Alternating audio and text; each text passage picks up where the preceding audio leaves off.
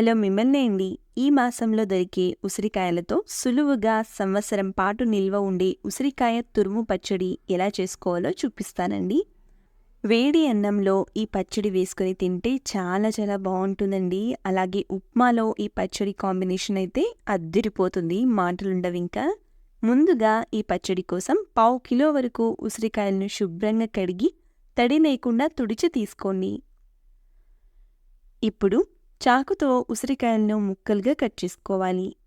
ఈ పావు కిలో ఉసిరికాయలకు అరకిలో వరకు పచ్చడి వస్తుందండి. ఈ విధంగా ఉసిరికాయలన్నీ కట్ చేశాక విత్తనాలను సపరేట్ చేయండి. తర్వాత మిక్సీ జార్లో కట్ చేసిన ఉసిరికాయ ముక్కలు, 20 దాకా పొట్టు ఒలిచిన వెల్లుల్లి రెబ్బలు, అలాగే 1.5 టేబుల్ స్పూన్ల వరకు ఉప్పు, 3 టేబుల్ స్పూన్ల కారం, అర స్పూను పసుపు, అర స్పూను మెంతిపొడి వేసుకోవాలి. పచ్చళ్ళ కోసమని నేనెప్పుడూ మెంతిపొడిని రెడీగా ఉంచుతానండి. వేయించిన మెంతుల్ని పౌడర్గా చేసి వేసుకోవాలి. ఇదంతా కాస్త బరకగా గ్రైండ్ చేసుకోవాలండి. మరీ పేస్ట్లా కాకుండా ఇలా కొంచెం కోర్స్గా గ్రైండ్ చేసుకుని తీసుకోవాలి. ఇప్పుడు ఈ తొక్కుని ఒక బౌల్లోకి ట్రాన్స్ఫర్ చేసి పక్కన పెట్టుకోవాలి. తర్వాత పోపు కోసం స్టవ్ మీద గిన్నెలో 1 కప్పు వరకు నూనె తీసుకొని బాగా హీట్ చేయండి.